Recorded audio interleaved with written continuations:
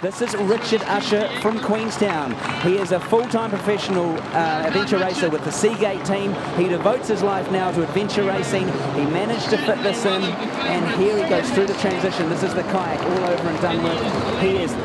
He is doing a Steve Gurney. He is not slowing down at all. He is keeping moving. He is moving forward. He is making his way up the hill. He is putting one foot in front of the other, all forward momentum. There will be no stopping. There will be no pausing. He'll be thinking about the ride that he's got to go. He has 70 kilometres ride into Sumner. There is an easterly of around 25 k's for him to head into. It's a straight ride across the Canterbury Plains, and that is Richard Ussher looking very, very relaxed, and all he has in front of him now is a 70-kilometre cycle into Sumner. Look at his support crew. They're fueling him up. They're giving him stuff to eat. They're making sure that he's hydrated. They're asking him questions. They're making sure, are you focused? What are you doing right now? And there you go. You've even got a support crew probably making a little doco of his own. He's even got a quick comment for them. That's a support crew probably making their own little film of what could be Richard Ussher's first win in the coast-to-coast individual one-day world championship event.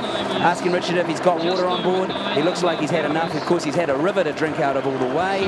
Coming to the top. Very shortly now, Richard will be getting onto his bike, and it'll be a short hill, and then a short flat, and then another hill, and then up onto the flat, and then there'll be a left-hand turn, and then it's basically a straight ride all the way into Sumner. Here he comes into the paddock. It won't be long now until we see the bikes.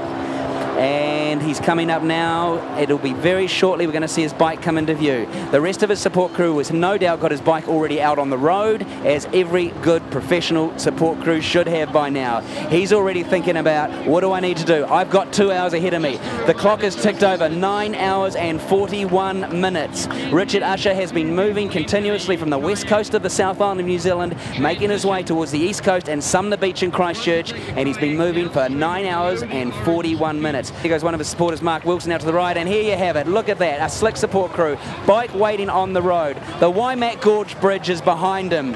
He has now got the ride across the Canterbury Plains. In the one-day event, you are not allowed to draft. There is no drafting. This is a time trial ride across the Canterbury Plains. There's the easterly to contend with. There's the conditions to contend with.